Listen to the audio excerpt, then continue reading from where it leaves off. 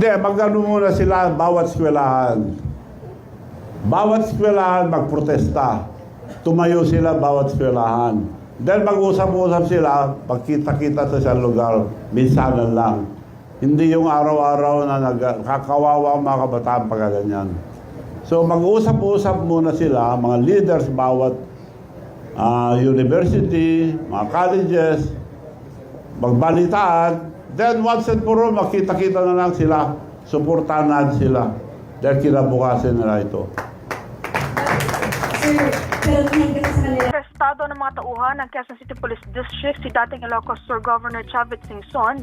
Ito naman ating babasahin ay talagang legendary. When we say legendary, people talks about his name. O, diba? And this one is Mr. Chavit Singson. Ayan, may code kuku kasi hindi ko siya kilala.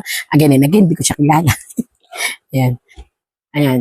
Singson is a prominent political and business man here in the Philippines. Actually, naging governor siya na ang tawag natin sa kanya is Chavit Singson. Tapos, kilalang kilala siya as in philanthropist and maraming dinidikit sa name niya. So, babasahan natin siya.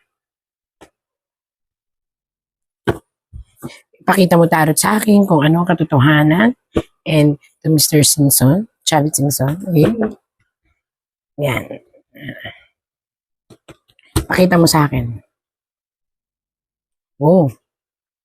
Wow. Actually, si Mr. Chavit Singson is, everything was in his hand.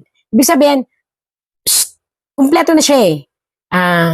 Okay na siya.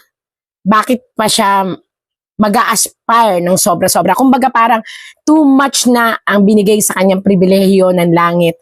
Una, sa pera.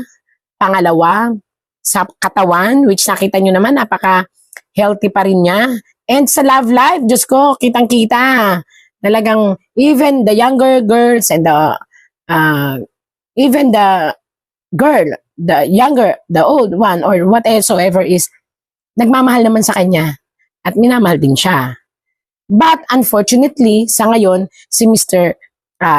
Chavit Singson ay may ipinaglalaban. So nakita nyo to? Meron siyang ipinaglalaban, meron siyang dignidad. Kung dati, hindi mo mapapansin ang dignidad sa kanya dahil, yun nga, mapolitika ang buhay, machismis ang buhay ng isang Chavit Singson. Pero ngayon, nakita nyo, lalaban daw siya. Nasamid ako dun sa lalaban. Alam niyo kung bakit? Nabigla ako, natsuk ako. Kasi ang ilalaban niya ngayon is ang ating bansa. So, kung may katipunero tayo na lumalabas na mga kabataan, siya naman ay isang prominenteng monarch people na lalaban para sa ipinaglalaban ng bansa kung saan ayaw na niya ng, naku, ito na naman, politika ito, ayaw na niya ng sitwasyon, ayaw na niya ng pamumuno.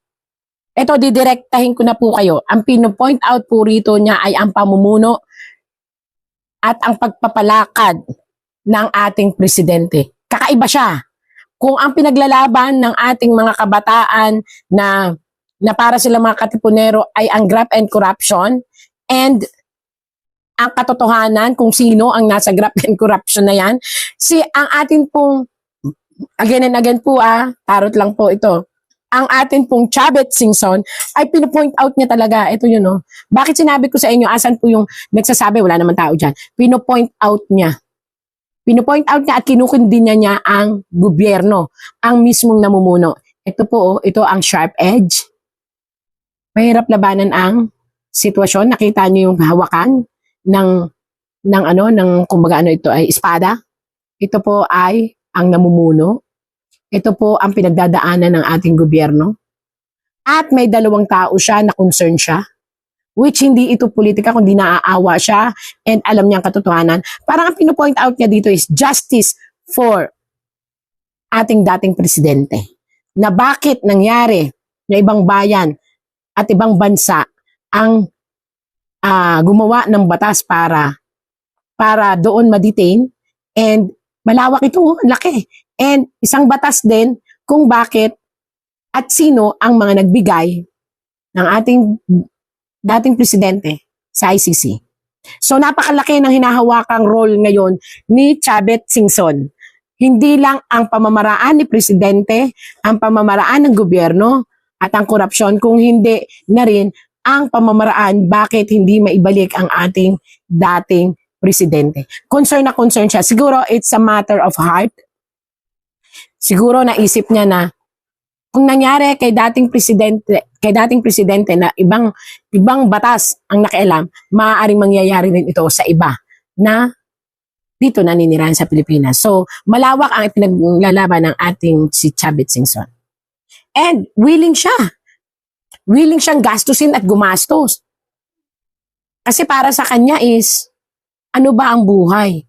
Kumbaga parang ito na lang daw ang legacy niya. Ewan ko kung yun po ang, pero yun po ang sabi ng tarot. Kumbaga ang sabi niya, this is my legacy na gusto kong bitawan at gawin. Ang tumulong para maisaayos ang lahat. Unfortunately, again, marami ang nagko-question bakit niya to ginagawa.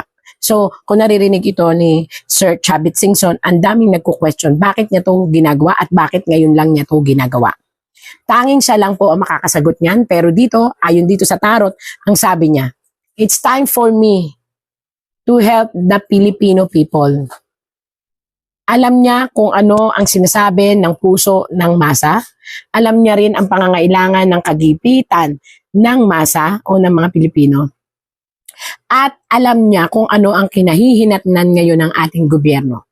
So, at bukod doon, gusto niya talaga ng buhay niya, pera niya, na parang pagbabalik utang na loob sa inang bayan. Kung ano man yun. Eto, gusto niyang tumulong talaga. So yung mga kumu-question po, ito na yung sagot. Sana naman. We need people na may puso. Maaring dati hindi natin nakita yun sa kanya kasi nga parang kinatatakutan natin siya eh. Parang alam mo yun, pero people don't know. Ang isang Chavit Singson pala ay naghahangad din ng katotohanan.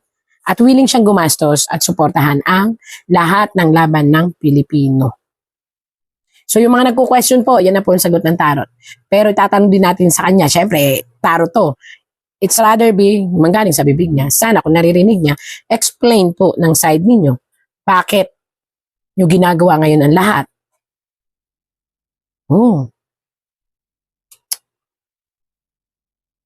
Ito ay isang partisyon ng kanyang sarili. Parang gusto niyang sabihin na napaka-blessed niya, yon. Kaya nakabaliktad na part of heart ito at pagkatao ni Mr. Chavit Singson. Oo, sabi niya, napapalibutan ako at napapalumutian ng mga material na bagay, mahal at hindi. Kumbaga sa kanya is sobra na siya sa yaman. Yun ha, sinasabi dito ng tarot. But eventually, may puso naman daw siya. So, nakikita niya siguro na parang di kasi siya naniniwala na ang ating, eto na, didiretsuin ko kayo, dito, hindi siya naniniwala na walang kinalaman ang pinaka-pinuno o nangangalaga sa bansa o ang presidente. Hindi siya naniniwala na walang kinalaman ng presidente sa lahat ng nangyayaring kahirapan ng Pilipinas. Yun na po ang pinaka-main definition nun. At matapang po siya. Sabi nga, parang suicidal siya. Sasabihin niya lahat ng gusto niya, sasabihin lahat ng alam niya dahil ang feeling niya, dito na eto na yung time para ipakita ko sa madlang people na ako ay makabayan and willing to die din. Magiging successful po kayo. May isa kayong plano na matagal itong pag-aasikasuhin, matagal itong paghahandaan, pero it will lead to the light way. Ibig sabihin, magtatagumpay po kung ano man po ang inyong naisin na pamunuan at umpisahan upang mailabas ang katotohanan. Ayan. And you will be supported by the people, especially the masa. And the 8. Nakita niyo po ito? Walang number na 8, pero bakit sinabi kong 8? Nakita niyo po ito, may tatlong A. 1, 2, 3. Ito ay mga nagtatagong kabataan. Sino-sino yan? Nagtatagong mga kabataan. Sabi ko po, 8 pero nabasa pa lang natin 1, 2, 3. 3 kabataan ang tutulong sa kanya ng mga smarte, matatalino, at ito ay mga nakaupo sa politika. At may dalawa, yun po yung dalawa. Ito ay isang bansa na maganda at makikisimpatya. So, 1, 2, 3, 4, 5. Isang mga dating hindi naniniwala sa lahat ng sitwasyon at sunod-sunuran ang biglang magsusulputan. So may mga darating po na mga susuporta, mga dating hindi naniniwala at ngayon ay babatikusin na rin ng gobyerno. Ito po yung napakarami. So bukod po dun sa sinasabi kong 8, kasama na po dun si Chavit Singson sa 8. Tapos 3 matatalinong mga nakaupong kabataan. Bukod pa po doon sa 2 malaking bansa. Maaaring ito bansa or tao na malaking impluwensya. Yon. And ito pong isa nagre-represent siya na may parang papel. Yung mga dating nagperma sa kung ano man pinirmahan. Ito ho, ang linaw baka sabihin niyo may gumagawa-gawa ako. Ito, nakita nyo, may isang papel na nilagak sa isang unit o sa isang gobyerno, sangay ng gobyerno. Yan. Na pinapermahan. Ngayon ay babaliktad na ang iba. Hindi ko alam kung ano yun. Lahat ng pumerma dito sa sangay na to ay babaliktad dahil maiipit sila sa dulo at napapansin nila na nagkaroon talaga ng maling interpretasyon. Yun po ang sabi ng baraha. Isang mga grupo na dating pumerma sa anumang pinaperma ng gobyerno para sa isang kaso noon ng isang tao ang biglang magbabaliktaran at magtutulong-tulungan upang hindi mamatay ang case of corruption at mailabas ang katotohanan sa madlang people upang malinis din ang kanilang mga pangalan. Yun po. And this will be a very, very big issue in 2026 hanggang 2027 hanggang 2028. At magmamark ng napakalaking pangalan ang mga taong tutulong kay Sir Chavit Singson. At mismong si Sir Chavit Singson ay magiging mark to the history dahil sa gagawin niyang tulong upang magsama-sama ang lahat. Di ko po alam kung ano yung magsasama-sama ang lahat, pero gagamit po talaga siya ng pera, ng kanyang power para suportahang hindi mamatay ang issue of corruption. And hihiling din siya ng isang malawakang suporta sa mamamayang Pilipino. Hindi ko po alam kung ano yon. Pero pakaingatan ng kalusugan, although kayo naman ay physically fit, may kaunting tama ang kolesterol at ang puso, pero kayang-kaya.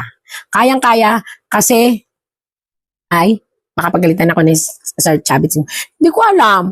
May something power po sa inyong katawan. You are being blessed by a power which is, I don't know kung it was given by a shaman or anybody na may kaalaman at ipinainom sa inyong katawan. And this is, you have also a power inside in your katawan. Sorry po, lumabas. Hindi ko po alam kung ano po yan. Again and again, para sa inyong lahat, napakalawak po ng mangyayari dito sa pangalan ni Sir Chavit Singson. Di ko alam kung bakit lumabas ito na magfo-form siya ng history. Gagawa siya ng isang gawain na mapafocus sa history. Hindi ko po alam yon. Na ito ay hihingi niya ang tulong ng buong sambayan ng Pilipino. So, kung ano man po yun, ito po again and again, hindi ko kilala ang mga taong tinatarot ko. No politically drama or issue. Binabasa ko lang po ang tarot. So, sa mga tao po na naniniwala sa aking binabasa at nakikita nila, lagi po tayong magdasal and tulungan natin ang ating gobyerno pa rin malaman ang katotohanan at maliwanagan ang lahat at laging tandaan, lalo na sa kagipitan ngayon, always remember, God sent miracle every day. Hello, assalamualaikum mga kapatid na 18 Marines. Hindi daw kayo Marines? Hindi daw kayo Marines, Kargador daw kayo? Sige. Pakisabi na lang sa nagsabi na kargador. We love you. Marines!